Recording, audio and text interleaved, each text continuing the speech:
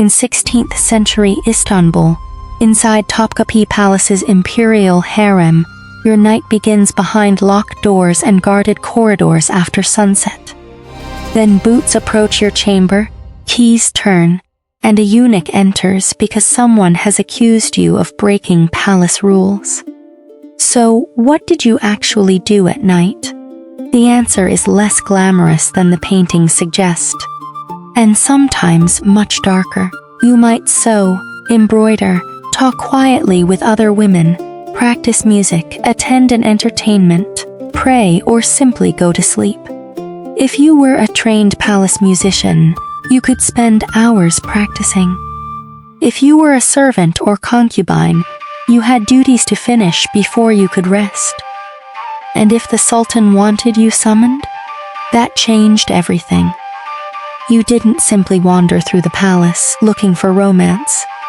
The harem was a tightly controlled household, filled with hierarchy, servants, eunuchs, supervisors, royal women, and enslaved women whose lives belonged to the dynasty. If you broke rules, the people with authority over you could punish you, remove your privileges, confine you, or send you away from the palace. And because the harem was deliberately hidden from outsiders, much of what happened after dark was never recorded in detail. Yeah, that silence is exactly what makes the place so fascinating. Your first problem was the doors.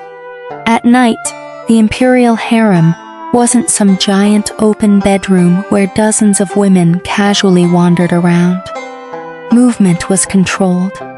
Certain areas belonged to particular ranks. Eunuchs guarded passages and acted as intermediaries between the women's quarters and the rest of the palace. You knew who could enter. You knew who couldn't. And you knew that being seen in the wrong place could create a problem. The lower-ranking women had little freedom compared with the powerful women at the top. Many had entered the palace through the Ottoman slave system. They could be trained in household skills, music, languages, etiquette, religion, and other arts. Some eventually rose through the hierarchy. Others remained servants for years. So when night came, your life depended heavily on where you stood. If you were a new concubine, you weren't sitting beside the Queen Mother giving political advice. You were learning. You might be taught embroidery, music, court manners, religious practices, how to serve food, how to dress, how to behave around members of the dynasty, and yes, potentially how to serve the Sultan himself. That last part is where modern fantasies about the harem usually go completely off the rails.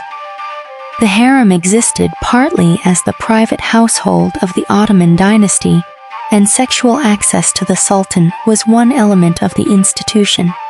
But not every woman was the Sultan's sexual partner. In fact, the majority of women in the palace had ordinary duties and lived within a complicated hierarchy. You could spend weeks, months, or years inside the palace without becoming the Sultan's favorite. And if you did attract his attention, your life could change overnight. Literally, a summons from the ruler wasn't a casual invitation. You went because he was the ruler. That power difference matters. You were an enslaved woman in an institution controlled by the dynasty, while he was the man whose authority reached across an empire. There was no modern idea of dating, no swiping left, no awkward text saying, "Hey, are you free tonight?" Absolutely not. Your nighttime routine could also involve something surprisingly ordinary: entertainment. The women of the harem weren't expected to sit silently in dark rooms every night. Music existed inside the palace. Women were trained as musicians, and archival evidence shows that some concubines received formal instruction in music and theatrical arts. Performances and amusements could include music, dancing, games, storytelling, and theatrical entertainment. Imagine the scene. The palace is quiet outside. Behind the walls, someone begins playing an instrument. Women gather. Someone laughs. Someone sings. For a few hours, the place feels less like a prison and more like a household. But then you remember where you are. The walls are still there. The guards are still there. And your freedom still has limits. Because the harem wasn't simply a place of pleasure. It was a workplace, a school, a royal household, a political center. And, for many women, a place of enslavement. That contradiction is important. Some palace women eventually became wealthy and powerful. Others remained under the control of the institution. Some were trained for years and later married men outside the palace after being released from service.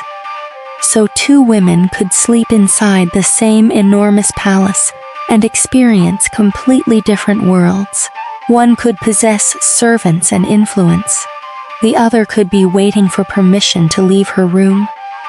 And the most powerful women didn't necessarily sleep peacefully either. By the late 16th and 17th centuries, the Imperial Harem had become deeply connected to palace politics. Take Safiye Sultan. She began her career as a concubine of Sultan Murad III and eventually became one of the most influential women at the Ottoman court. At night, while ordinary women might be sewing or talking, someone like Safiye could be thinking about appointments, alliances, money, diplomacy, and the future of the dynasty.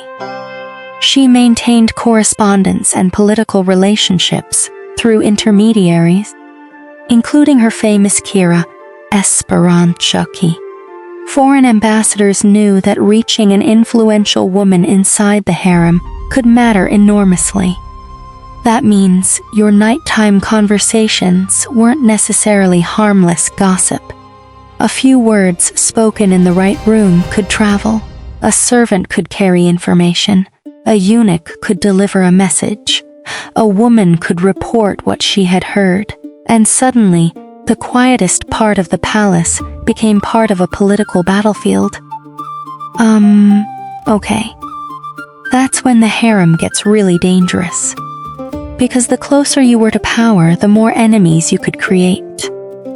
The palace wasn't divided neatly between good women and evil women. It was factions, families, patrons, servants, eunuchs, military supporters, royal mothers, concubines.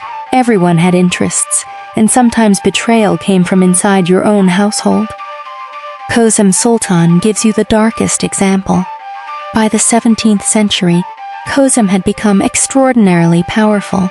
She served as queen mother and exercised enormous political influence during the minority of her grandson Mehmed IV. But she faced a rival inside the same royal household. Turhan Sultan, Mehmed's mother. This wasn't a petty argument over jewelry. It was a struggle over who controlled the young sultan, and therefore who controlled access to the government. Kosem supported a plan to replace Mehmed with another prince, believing that arrangement would preserve her own influence. But the plan was discovered, and someone inside Kosem's own circle warned Turhan. The betrayal mattered. Because once Turhan knew, Kosem was no longer safe. Now imagine the palace after dark. You hear movement, then shouting. Weapons, running footsteps. The people coming through the palace aren't bringing dinner. They're coming for you.